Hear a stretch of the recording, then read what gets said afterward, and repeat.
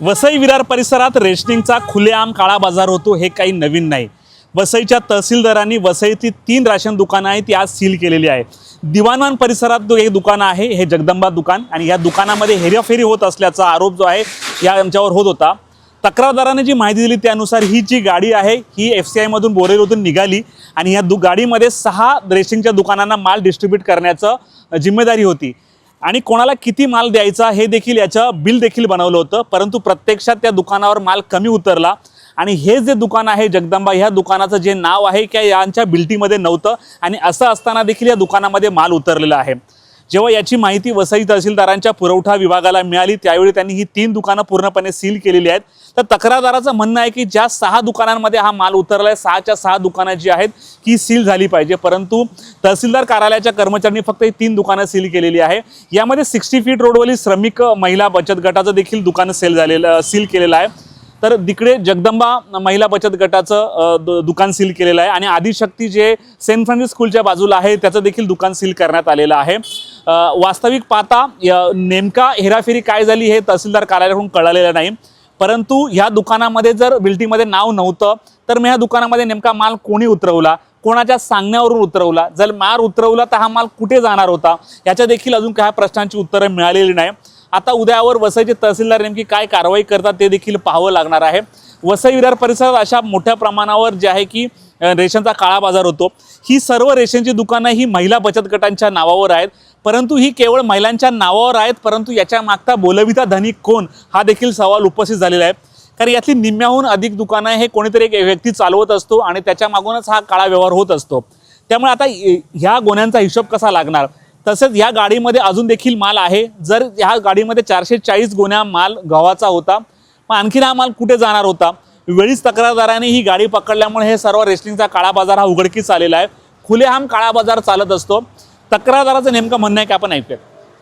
ही गाडी बोरिवली FCI मधून आलेली आहे काल संध्याकाळी आणि ही ॲज पर रूलप्रमाणे काल रात्री इथे थांबली आणि सकाळी डिलिव्हरीसाठी निघायचं होतं गाडीला। ह्या गाडीमध्ये 5 दुकानांचा माल होता। आनंद जयस्वाल, आदिशक्ती, श्री महालक्ष्मी, श्रमिक आणि सरस्वतीचा या 5 महिला बचत गटांचा त्यांच्याकडे माल होता। टोटल गोणी होती 440 गहू होता हा पूर्णपणे। हा गहू प्रत्येक दुकानदाराला देणं भाग होतं, पण ज्याची ही गाडी आहे म्हणजे MH4 KF5138 ह्या गाडीने काय केलं की जगदंबा महिला बचत गट वसई वेस्टमध्ये 90 गोण्यांची ड्रॉप केलं म्हणजे डिलिव्हरी दिली। ते दुकान बिल्टीमध्ये नाहीच आहे, पावतीमध्ये दुकानच नाही आहे ते।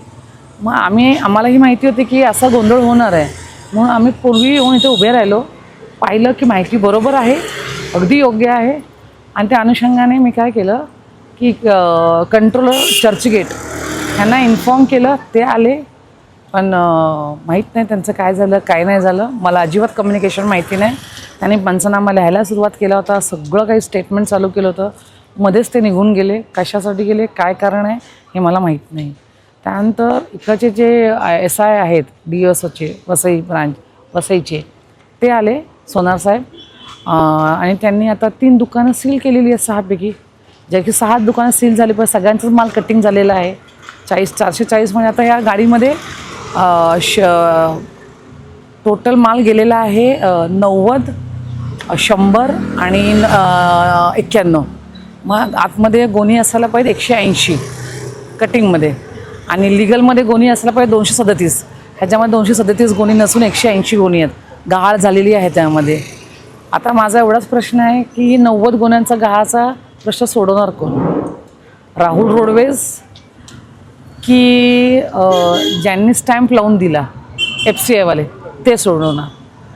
कुणीही अजून काहीही कारवाई करत नाही। आता माणिकपूर पोलीस स्टेशनला कळवण्यात आलं आहे की गाडी तुमच्या ताब्यात घ्या आणि पंचनामा करा आणि कारवाई करून FIR दाखल करा। याच्यावर विनंती आहे की FIR दाखल होईल अशी अपेक्षा आहे। आता पुढे बघू काय होईल ते।